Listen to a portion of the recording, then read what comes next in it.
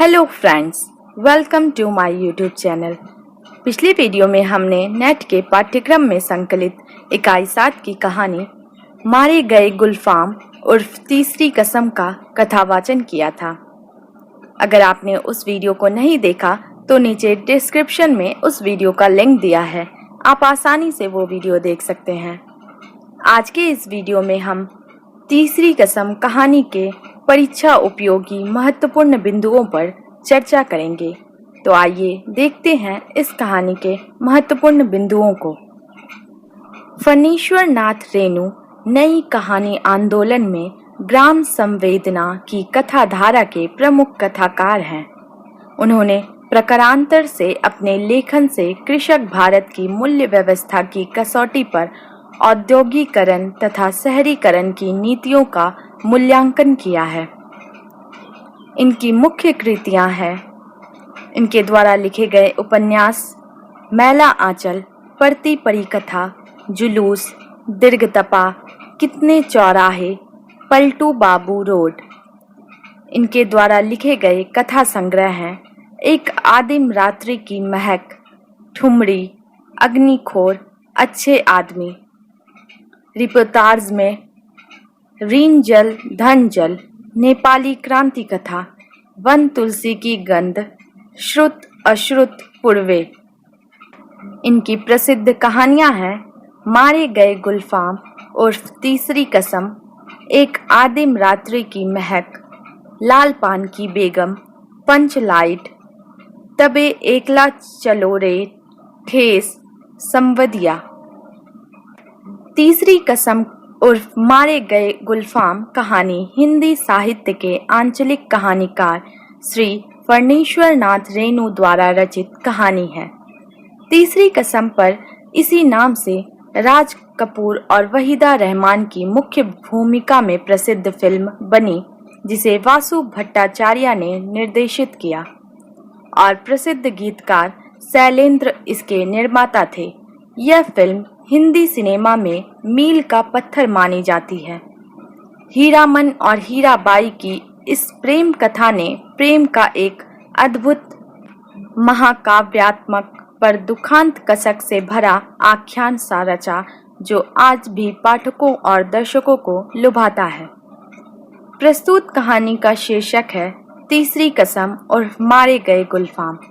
यह एक घटना प्रधान कहानी है जिसमें कहानी का नायक हीरामन के जीवन में एक घटना घटित होती है जिसमें वह अपने प्रणय में असफल हो जाता है, जिसे लेखक ने मारे गए गुलफाम के नाम से रेखांकित किया है। वहीं नायक हीरामन, जो उस एक तरफा प्रेम के कारणों पर दृष्टिपात करता है कि यदि वह अपनी गाड़ी में नौटंकी वाली हीराबाई को ना बैठाता तो उससे उसका इतना लगाव न बढ़ता, प्रेम न होता और आज प्रेम में असफल होने का दर्द भी ना सहना पड़ता। अतः प्रेम की चोट से मारे गए गुलफाम जीवन में तीसरी सौगंध लेता है कि अब वह कभी अपनी गाड़ी में ऐसी किसी नौटंकी वाली को नहीं बैठाएगा। अतः कहानी की ये घटनाएं मिलकर ही कहानी का शीर्षक तैयार करती है। तीसरी कसम उर्फ मारे गए गुलफाम कहानी के शीर्षक की उपादेयता सिद्ध करती है। इस कहानी के पात्र हैं। प्रस्तुत कहानी में दो प्रमुख पात्र हैं, हीरामन और हीराबाई, जिनके नामों में काफी समानता है। इसके अतिरिक्त कहानी में कुछ गौण पात्र भी हैं, जैसे पलटदास, लाल मोहर, लहसनवा, धुन्नी राम, भौजी, भैया, नेपाली सिपाही, माल गुदाम का चौकीदार, काला कोट वाला, पुलिस दारोगा, बनिया, मुनीम जी, नौकर, मियाँ जानू तथा अन्य गाड़ीवान। इस कहानी में निहित उद्देश्य है। प्रस्तुत कहानी तीसरी कसम उर्फ मारे गए गुलफाम कहानीकार का उद्देश्य प्रेम के सूक्ष्म भावों का अभिव्यक्त करना है। प्रेम कभी भी पूर्व सूचना के दस्तक देकर नहीं आता। हीरामन जैसे अविवाहित युवाओं की आंतरिक कुंठा को प्रदर्शित करना है ही कहानीकार का उद्देश्य रहा है। प्रेम प्रणय में असफल होने पर परास्त मन जाने अनजाने कुछ प्रण करता है, जैसे हीरामन फिर भविष्य में किसी नौटंकी वाली को ना बैठाने का प्रण करता है। तो आइए देखते हैं इस कहानी की कथा वस्तु को। प्रस्तुत कहानी फणीश्वर नाथ रेणु की प्रतिनिधि कहानी मानी जाती है, जो ग्रामीण अंचल के परिवेश की लोक संस्कृति को प्रदर्शित करती है। कहानी का नायक हीरामन एक व्यापारी है जो चोर बाजारी के माल को एक स्थान से दूसरे स्थान को पहुंचाता है। इसी व्यापार के लिए उसने 3 शपथ ले रखी है। यह कहानी उसी गाड़ीवान हीरामन और नौटंकी में नृत्य करने वाली नर्तकी हीराबाई के स्निग्ध संबंधों पर आधारित है। गाड़ीवान जब चोर बाजारी का माल, जिसमें सीमेंट और कपड़े की गांठें हैं, पूर्णिया जिले के जोगीवानी गांव से नेपाल के विराटनगर पहुंचता है, तब गाड़ी खाई में गिरने से बाल बाल बचती है। दूसरी बार गाड़ी बांसों को लाद कर ले जा रही होती है तो घोड़ा गाड़ी से उसकी टक्कर हो जाती है, जहां फारबिसगंज नौटंकी के नाचने वाली हीराबाई उसकी गाड़ी में सवार होती है। बातों के दौरान उसका हीराबाई से मन जुड़ जाता है।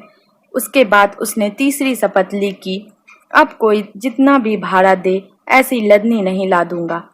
हीरामन फारबिसगंज मेले में आता है, जहां उसका आकर्षण है हीराबाई, जिसके लिए बार बार उसका फारबिसगंज आना जाना लगा रहता है। रास्ते में जब दूसरे गाड़ीवान उससे पूछते हैं कहाँ जा रहा है, वह एक को कहता है छत्तापुर पचीरा, दूसरे को कहता है कुड़मा गांव जा रहा हूँ। जब हीराबाई पूछती है छत्तापुर छपीरा कहाँ है, तब सही नाम ना बोलने पर हीरामन उसकी नादानी पर हंसता है। जब हीरामन के तेगछिया गांव पहुंचने पर पर्दे वाली गाड़ी को देखकर बच्चे तालियां बजाकर गा उठे, लाली लाली डोलिया में लाली रे दुल्हनिया। हीरामन खुश है, वह स्मृतियों में खोया है। कजरी नदी के साथ साथ उसकी सड़क जा रही है और परमार नदी का तो महुआ घटवारिन की लोक कथा से संबंध ही है। हीराबाई द्वारा कथा सुनने की रुचि को पूरा करने के लिए हीरामन अपने रास्ते से हटकर नननपुर की ओर चल पड़ता है, किंतु अंत में जब हीराबाई हीरामन से विदा लेती है, तब हीरामन को बहुत दुख होता है, क्योंकि वह हीराबाई से दिल लगा बैठा है। जीवन की तीनों घटनाएं ही उसे दुख देने वाली है। हीराबाई द्वारा छोड़कर जाने की बात सुनकर हीरामन को काफी ठेस लगती है और वह तीसरी कसम खाता है कि अब किसी भी नौटंकी वाली को गाड़ी में नहीं बिठाएगा। फणीश्वर नाथ रेणु ने संपूर्ण कहानी को बड़े ही व्यवस्थित रूप से संयोजित किया है। अपनी भाषा, पटकथा, शिल्प के कारण कहानी अत्यंत प्रभावशाली बन पड़ी है तथा पाठकों को बांधे रखने में सफल रही है। इस कहानी की महत्वपूर्ण पंक्तियाँ 1, 2, 3, 3-4 गाड़ियों की आड़ हीरामन ने फैसला कर लिया। उसने धीरे से अपने बैलों के गले की रस्सियां खोल ली। गाड़ी पर बैठे बैठे दोनों को जुड़वां बांध दिया। बैल समझ गए उन्हें क्या करना है। हीरामन उतरा, जूती हुई गाड़ी में बांस की टिकटी लगाकर बैलों के कंधे को बेलाग किया। दोनों के कानों के पास गुदगुदी लगा दी और मन ही मन बोला, चलो भैयन, जान बचेगी तो ऐसी ऐसी सग्गड़ गाड़ी बहुत मिलेगी। 1, 2, 3, 9, 2, 11। प्रस्तुत कहानी में रेणु जी ने गांव के अति साधारण गाड़ीवान की संवेदना एवं उदार मन को दर्शाने का प्रयास किया है। गाड़ीवान हीरामन जब चोरी के सामान ढोने के आरोप में पुलिस के चक्कर में फंस जाता है, तब उसे अपनी फिक्र कम और बैलों की फिक्र अधिक होती है। बैल जो उसकी आय का साधन है, उसे अति प्रिय है। ऐसे बैलों के प्रति उसकी संवेदनशीलता के रहते वह मुक्त कर देता है। प्रस्तुत पंक्तियों में इसी घटना का वर्णन किया है। आज जहां समाज इंसानों के प्रति संवेदन शून्य हुआ है, रेणु जी ने एक इंसान की मूक पशुओं के प्रति संवेदना को व्यक्त करता है। हीरामन एक सीधा साधा गांव का गाड़ीवान है। अपने भैया भाभी, परिवेश और बैलों से बहुत लगाव है उसे, किंतु गलती से चोरी का माल ढोने के कारण उसे पुलिस चौकी का सामना करना पड़ता है। वहां घंटों बैठे बैठे उसे ख्याल आता है, अपने बैलों का जो निर्दोष होते हुए भी सजा पा रहे हैं। हीरामन सोचता है कहीं उस हवालात में ही 2-3 दिन रहना पड़ा तो फिर इन बैलों की देखभाल खान पान का ख्याल कौन रखेगा। इसी ख्याल से परेशान वह गाड़ी में बैठे बैठे ही अपने बैलों को आज़ाद कर देता है, जबकि बैलों के कारण ही उसकी रोजी रोटी चलती है। वैसे भी बैलों से उसे लगाव है, संभवतः इसी कारण कि कहीं उसके बैलों को ऐसे बुरे वक्त का सामना न करना पड़े, वह बैलों की जोड़ी को खोलकर आज़ाद कर देता है। वहीं वह पशुओं की वफादारी से भी भली भांति परिचित है और जानता है कि बैल अपने मालिक को छोड़ नहीं पाएंगे। इसी से वह बैलों के कान में जाकर कहता है, चलो भैयन, जान बचेगी तो ऐसी ऐसी सग्गर गाड़ी बहुत मिलेगी, अर्थात अगर जिंदा रहोगे तो तुम्हें मुझ जैसा मालिक और गाड़ी और भी मिल जाएंगे, किंतु यदि यहाँ रहे तो तुम्हारा हाल बुरा हो सकता है, इसलिए 9-2-11 हो जाओ, अर्थात भाग जाओ यहाँ से। हीरामन टिकटी पर टिकी गाड़ी पर बैठ गया। उसने टप्पर में झांक कर देखा, एक बार इधर उधर देखकर हीराबाई के तकिए पर हाथ रख दिया, फिर तकिए पर केहूनी डालकर झुकता गया। खुशबू उसकी देह में समा गई। तकिए के गिलाफ पर कड़े फूलों को उंगलियों से छूकर उसने सूंघा। हाय रे हाय, इतनी सुगंध! हीरामन को लगा एक साथ 5 चिलम गांजा फूंक कर वह उठा है। हीराबाई के छोटे आईने में उसने अपना मुंह देखा। आंखें उसकी इतनी लाल क्यों हैं? प्रस्तुत अवतरण में लेखक ने एक युवा मन का प्रेम के प्रति अनुराग का मनोवैज्ञानिक चित्रण किया है, जिसका प्रतिनिधित्व करता है कहानी का नायक हीरामन, जो कि विवाह की उम्र पार कर चुका है, किंतु उसका विवाह नहीं हो पा रहा है। किंतु प्रकृति के नियमानुसार यौवन की तृष्णा उसके युवा मन में जागृत है। अतः जब रूपसी हीराबाई से जब उसका संपर्क होता है तो उसकी अतृप्त तृष्णा पुनः जागृत हो जाती है। अनुराग उद्दीप्त हो उठता है, उस पर अजीब सा नशा छा जाता है, जिसकी तुलना उसने गांजे के नशे से की है। एक गाड़ीवान के रूप में हीरामन का सामना नौटंकी की चंचल नायिका हीराबाई से होता है। हीराबाई सुंदर है, उसके पास अदाएं हैं तथा उसका रहन सहन किसी राजसी नर्तकी से कम नहीं है। हीरामन पर उसके बनाव, श्रृंगार एवं उसके बदन से निकली तेज खुशबू का नशा सा छाने लगता है। पूरी गाड़ी हीराबाई के बदन से निकली खुशबू से महक रही थी। हीरामन की देह में उस खुशबू का नशा छाता जा रहा था। लेखक ने एक मदमाते मन का मनोवैज्ञानिक तरीके से रेखांकन किया है।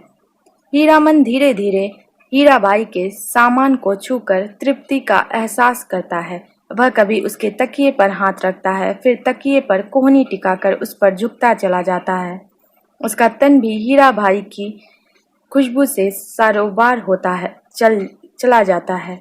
वह कभी तकिए पर हाथ फेरता है तो कभी उसके गिलाफ पर कड़े फूलों को छूकर सूंघता है। उसे अजीब सा नशा इसमें महसूस है।